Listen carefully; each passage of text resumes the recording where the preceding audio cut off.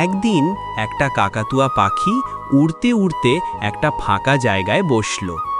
তার ঠোঁট থেকে একটি ফলের বীজ পড়ে গেল, আর সেখান থেকেই কিছুদিনের মধ্যে গজিয়ে উঠল একটা লেবু গাছ, সবুজ পাতায় ভরা, টলটলে লেবুতে ঝুলে থাকা।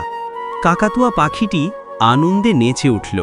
সে গাছের ডালে নিজের ছোট্ট বাসা বানিয়ে সুখে থাকতে শুরু করল। কিন্তু একদিন হঠাৎ প্রবল ঝড় উঠল। বাতাসের তাণ্ডবে গাছটা ভেঙে পড়ে গেল। নিজের ঘর আর প্রিয় গাছের ধ্বংস দেখে কাকাতুয়া পাখিটি কেঁদে ফেলল। দূর থেকে সব দেখছিল একটি বানর। সে দৌড়ে এসে কাকাতুয়ার চোখের জল মুছিয়ে দিল। তারপর মাটিতে আরেকটি লেবু গাছের বীজ ফেলল এবং বীজের ওপর ছিটিয়ে দিল একরকম রঙিন জাদুকরি গুঁড়ো। মুহূর্তের মধ্যেই বীজ থেকে বের হলো একটি নতুন লেবু গাছ, আগের চেয়েও বড়, আগের চেয়েও সুন্দর, লেবুতে ভরা। কাকাতুয়া পাখি খুশিতে ডানা মেলল। সে বানরটিকে জড়িয়ে ধরল আর বলল, ধন্যবাদ বন্ধু, তুমি না থাকলে আজ আমি হাসতে পারতাম না।